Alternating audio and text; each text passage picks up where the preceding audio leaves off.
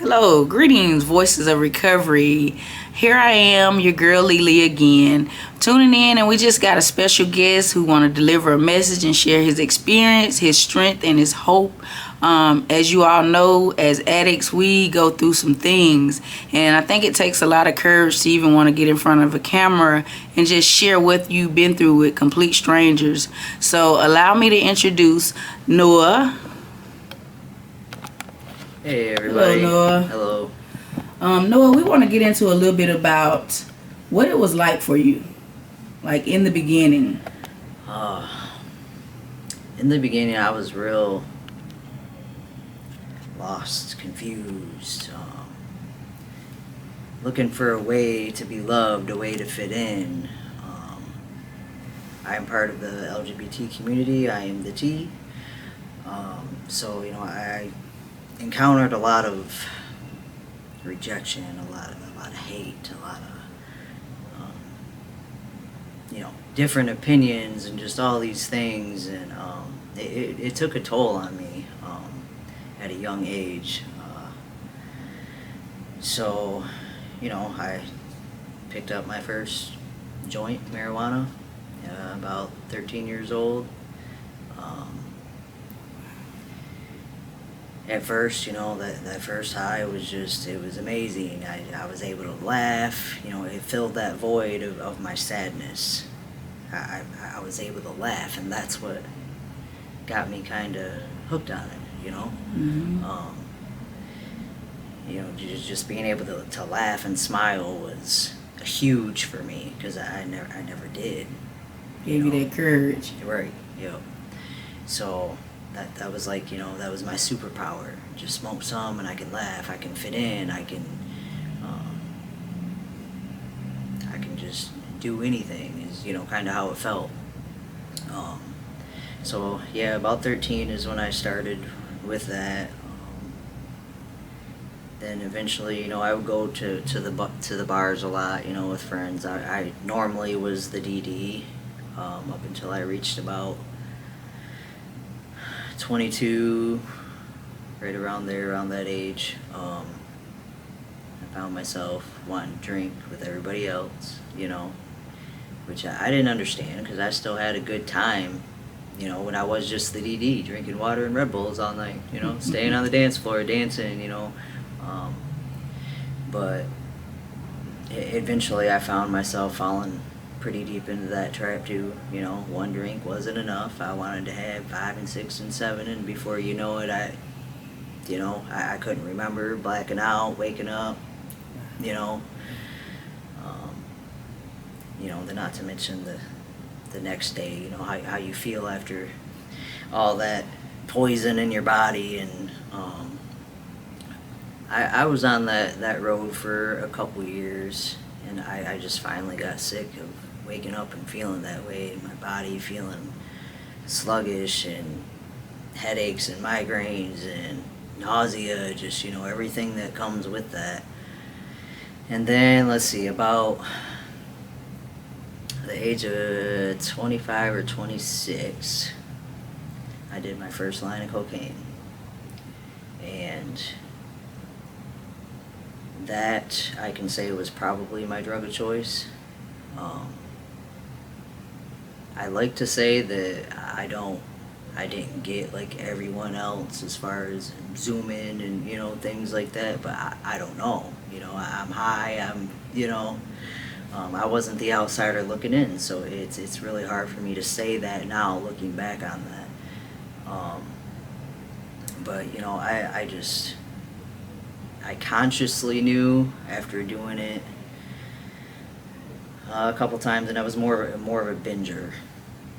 I could go without it for a long time, and then I wanted just this whole week, I'm gonna do this. But then I found I began to get really conscious of my behaviors, and just different things, and I knew, because that was my drug of choice. I said, if I don't back out of this now, I might not be able to. And I come from a strong line of family addictions. traumas, codependency.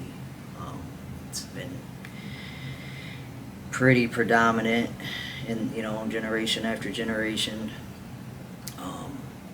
So eventually I just came to this conscious decision of, I gotta change this. My ancestors are leaving it up to me. Like, I'm the chosen one to turn this around, because I've seen the toll that it's taken, not only in my family, but my friends and, other loved ones and their loved ones, and, just down the line. And so I wanted to be that person to make that change, because I believe if just one of us can make that change, we start that domino effect, whether it be in family or with friends.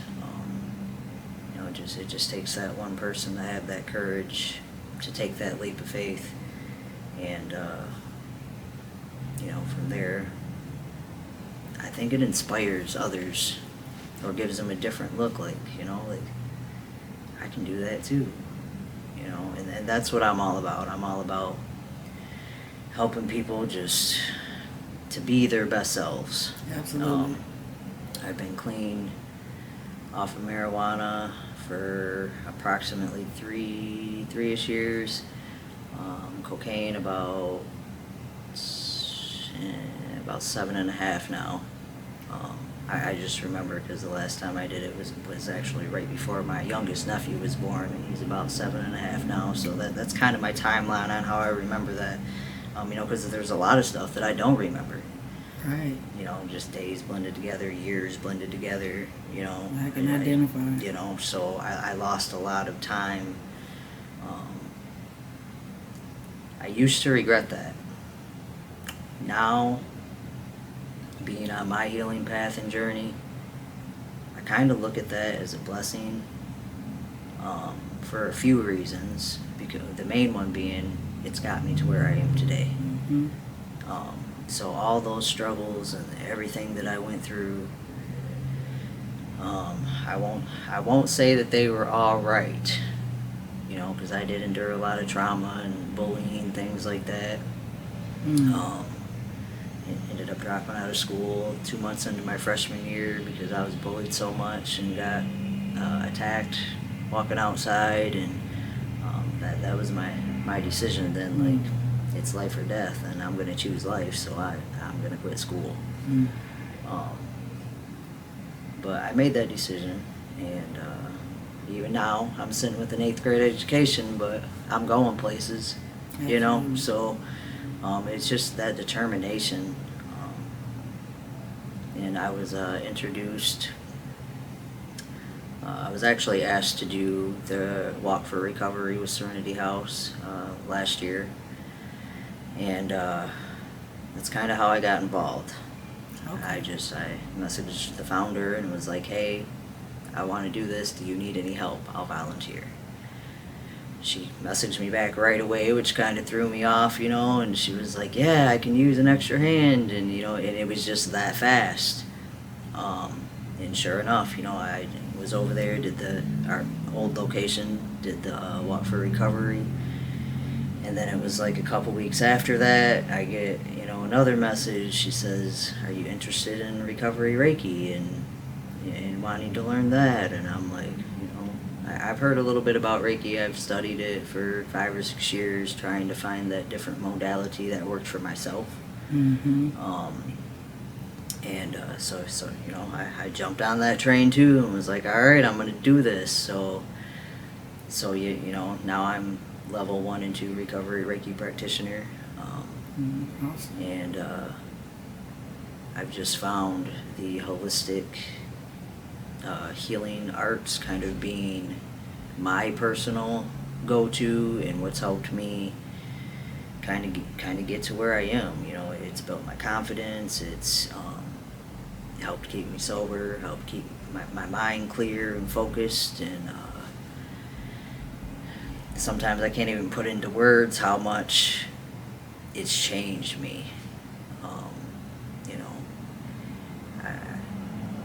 I'm still just sometimes lost for words, because looking back, I'm just like, man, I was a mess 4 years ago, 3 years ago.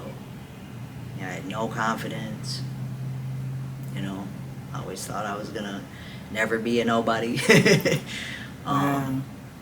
And, I found that finding my soul tribe here with Serenity House Communities and just some of the people I've met outside and other recovery programs, it's my soul tribe. And, they've inspired me. I'm finding now that I'm inspiring others, Yes. and that's a good feeling. That's like, it's just like, wow, So yeah, that's how it was. Huh? Yeah, that's how it was, and it's wow. I thank you for sharing that with Voices of Recovery. Y'all, we have Noah, and he just opened up and told us what it was like. And my next question was gonna be what brought him to recovery, but he covered that, and saying that I was chosen to change the generational curse. Like, it was some things that had to change. And I can definitely identify with that because I, too, myself, I feel like I was chosen to change a line of generation of alcoholism and, some drug use in my generations as well. I just thank you for your time and giving Voice of Recovery a message. I think it's a beautiful thing to be able to sit down from one addict to another and just share our experience, our strength, our hope. Just like Voices of Recovery symbol, the infinite circle of support. It just don't stop. You help me and I help someone else and someone else will help someone else, and we just continue to pay it forward. And that alone, it keeps us going. I find myself when I'm feeling down and out, I go help someone. And when I help them, it helps me. It picks me up. So definitely, I can relate. Thank you for sharing your pain with us. And I want to say, Voices of Recovery, y'all know what I say. Keep your head up, not down.